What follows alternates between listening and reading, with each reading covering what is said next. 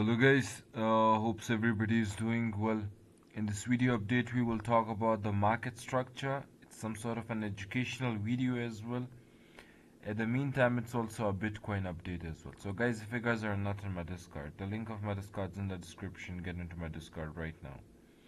So guys, before wasting any time, let's get going guys. You guys can exactly see this right here. I called out way back this Bitcoin short position. I don't know why. I guess my connection is a little bit weak, but whatsoever. I called out this Bitcoin short position from 86k, and we are down of we are almost about to get our full TP right here as well, around 78.2k, and right now we are trading right here. So guys, before we my full TP is right here, and I shorted. This is my swing short entry, this is my scalp short entry, and both of the TPs were right here, and we just ride from this area all the way up to this area. So guys, this is a simple update. For now, you guys can exactly see this. I'm looking for a trigger right here into this area. Very important trigger right here into this area. Alright, so it's a very good retest zone. And secondly, now to get into some educational part, before that, this is my short trade right here. This is my entry on scalp, and this is how it's running right now.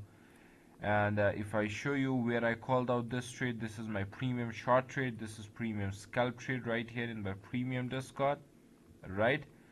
And this is Ethereum short position, which was called out around $2,100, and this is BTC swing short position, right? So guys, to understand right now how I called out this short position right here, this is a straight, we are going to the downside from here, but right here on the smaller time frames, this was a high, this high was broken out. So as this is a higher now, right, and this is a lower low, we need to print a higher low to print another higher high, and now the structure continues: higher low, higher high, higher low, and higher high. And as long as this higher low continues, holds simply, the structure will form higher highs and higher lows. And this is what I told you guys. When we were dumping into this area, I told you guys, if we dump back into this area, there is a definite chance that the price will go to the upside from here. Right? If you guys remember, I told you guys, if we get back into this area and we hold this area, then as we took this liquidity out of this zone, from here we will try to pump it, and then we take the liquidity of the upside right here. But what exactly just happened after that? In simple words, we lost this level, and then what's next?